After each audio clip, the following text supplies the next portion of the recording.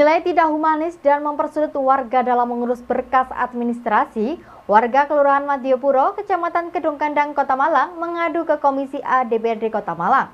Warga meminta agar Lurah Madiopuro Sukendari diganti dengan lurah yang baru yang dapat memberikan layanan yang baik kepada masyarakat.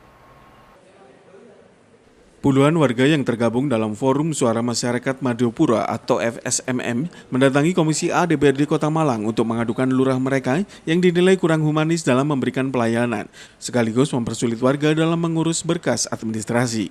Kedatangan puluhan warga Kelurahan Madiopuro, Kecamatan Kedung Kandang, Kota Malang ini diterima oleh Ketua Komisi A DPRD Kota Malang, Rahman Nurmala, dan sejumlah anggota Komisi A. Puluhan warga ini kemudian melakukan hearing dengan anggota Komisi A DPRD Kota Malang.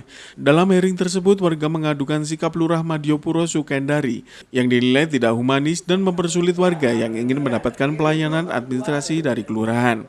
Warga juga meminta Komisi A DPRD Kota Malang untuk menyampaikan permintaan mereka ke Wali Kota Malang agar segera melakukan pergantian Lurah Madiopuro dengan lurah baru yang dapat memberikan pelayanan yang baik terhadap warga.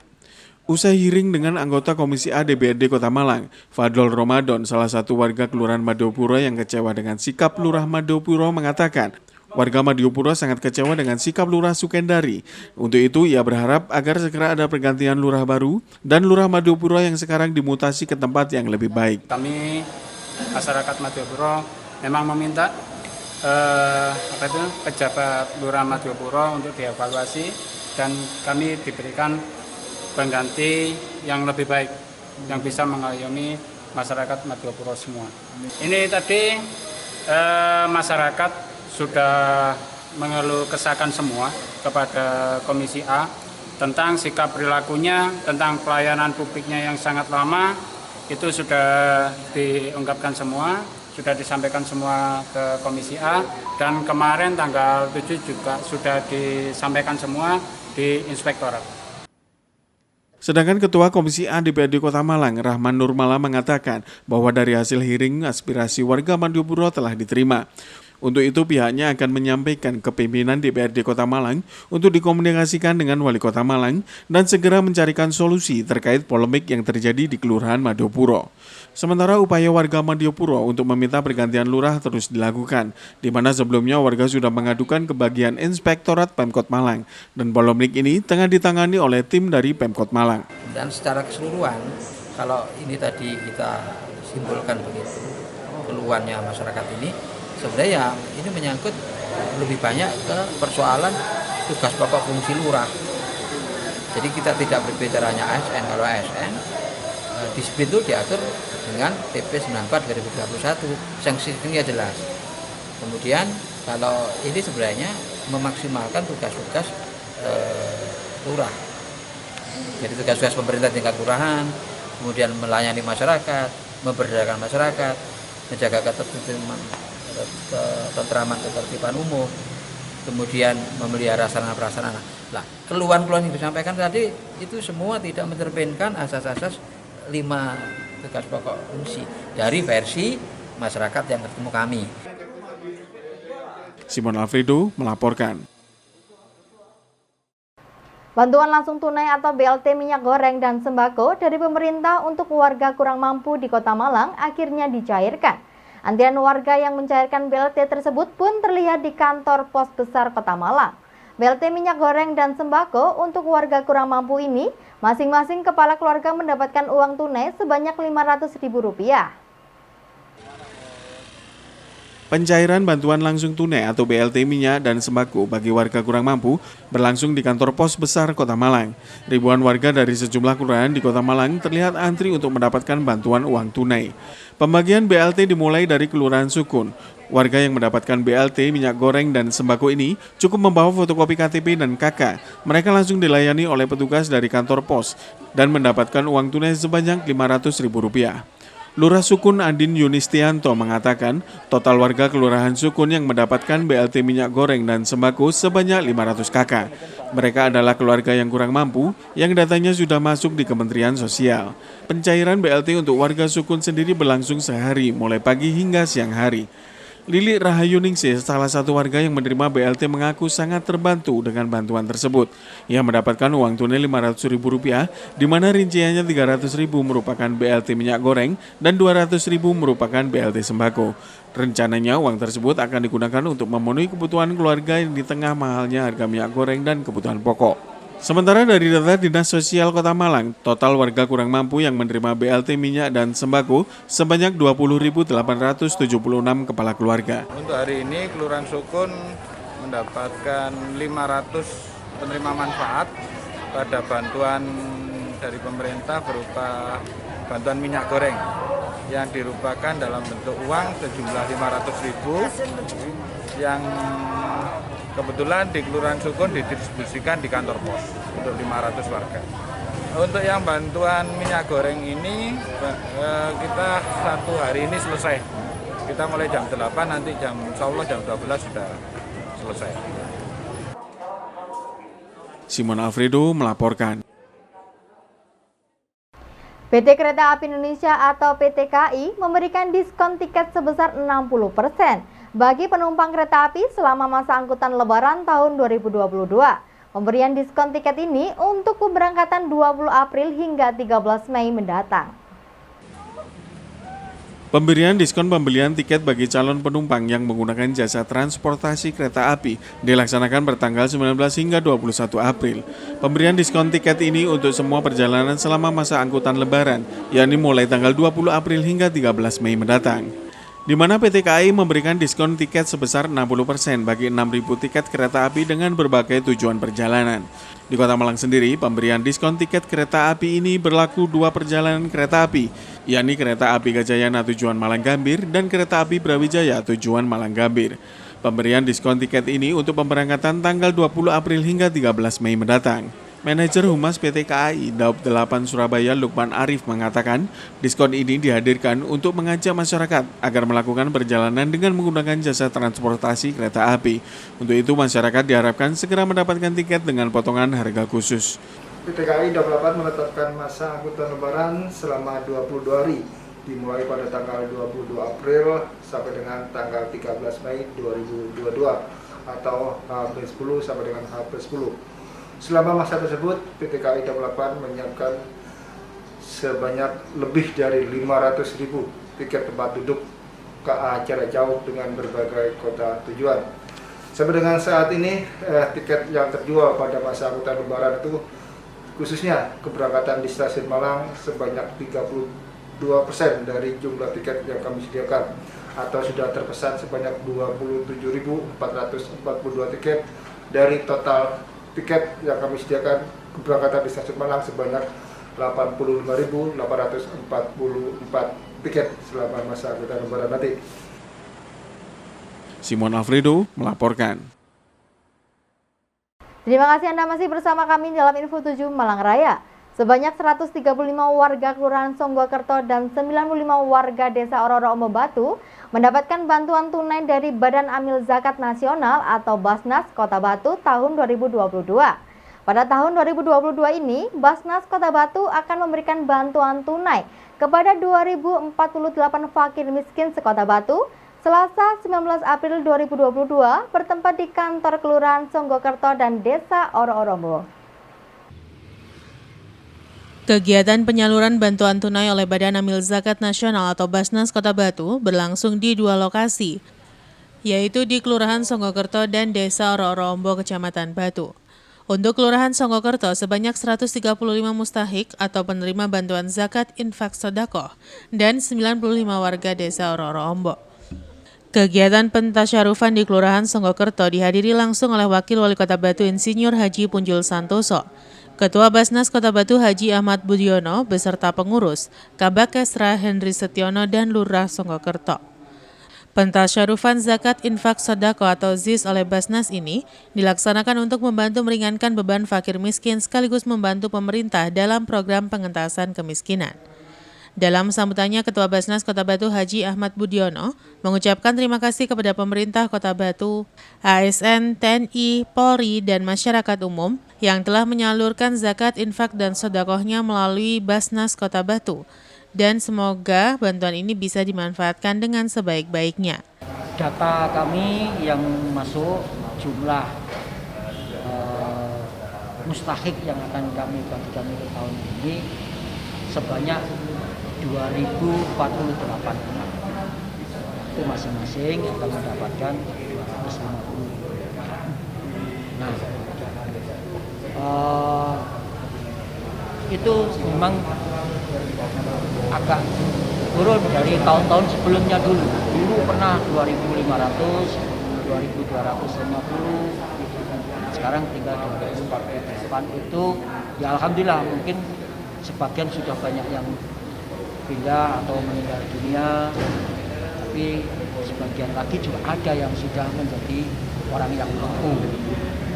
Mudah-mudahan ke depan semakin turun angka yang mendapatkan bantuan ini, berarti angka kemiskinan di Kota Batu juga menurun, sehingga bisa kami manfaatkan untuk kegiatan bantuan-bantuan yang lain.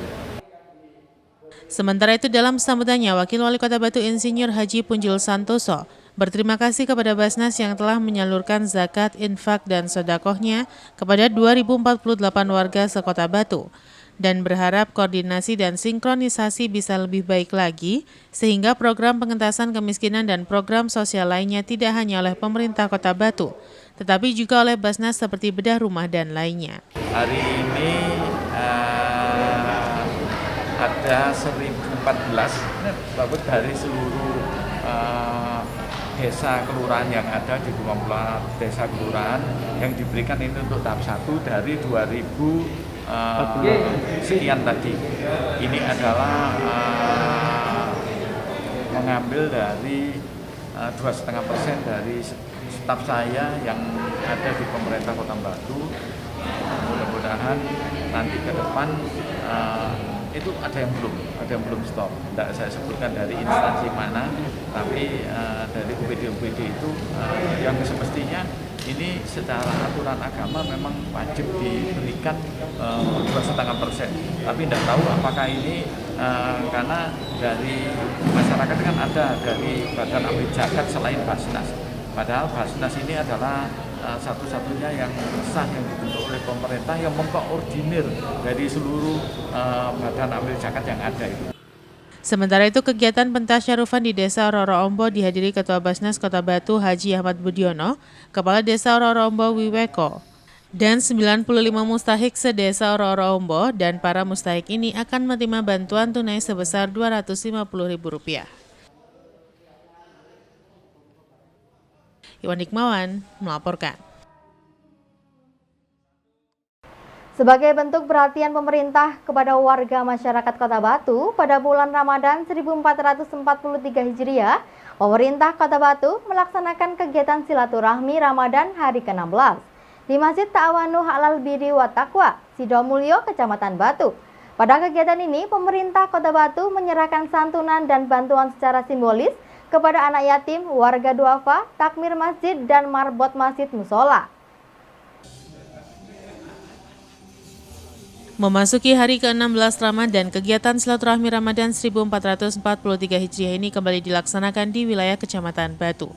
Pada silaturahmi Ramadan yang berlangsung pukul 13.00 ini, bertempat di Masjid Ta'awanu Halal Birri wa Taqwa, Dusun Tinjumoyo RT 1 RW 2 Sidomulyo, Kecamatan Batu.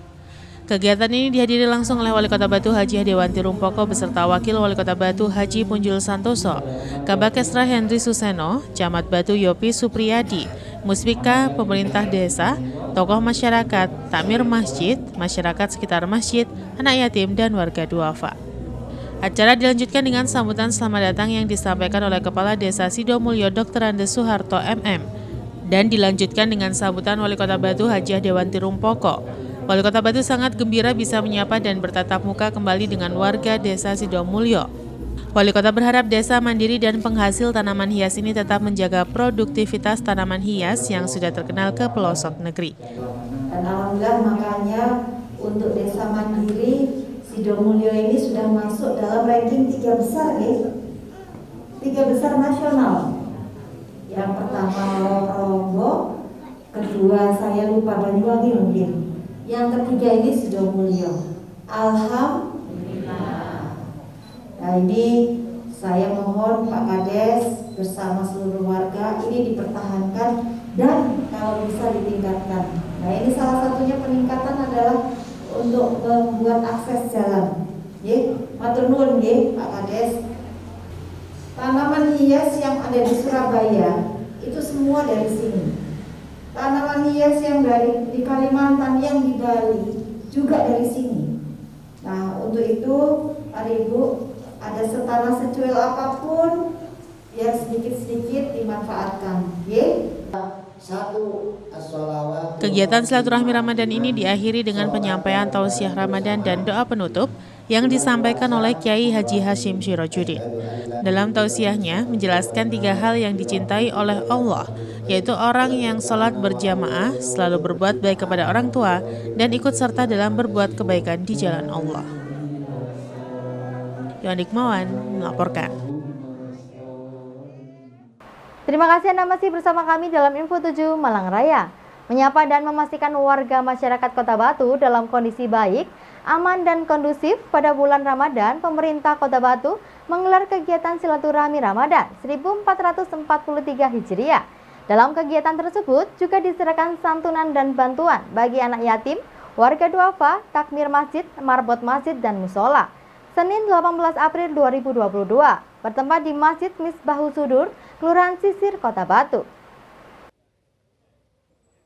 Kegiatan silaturahmi Ramadan 1443 Hijriah hari ke-16 Ramadan ini dihadiri Wali Kota Batu Hajah Dewanti Rumpoko beserta Wakil Wali Kota Batu Haji Puncil Santoso, Kabak Esra Henry Suseno, Camat Batu Yopi Supriyadi, Lurah Sisir M. Viata Arya Pranaka, tokoh masyarakat, takmir masjid, masyarakat sekitar masjid, anak yatim, dan warga duafa.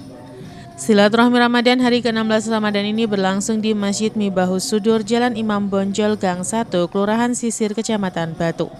Acara diawali dengan penyerahan santunan secara simbolis kepada perwakilan 10 anak yatim, warga duafa serta takmir masjid dan marbot masjid, musola yang diserahkan oleh Wali Kota Batu Hajah Dewanti Rumpoko, Wakil Wali Kota Batu Haji Puncil Santoso, Kabak Esra serta Camat Batu.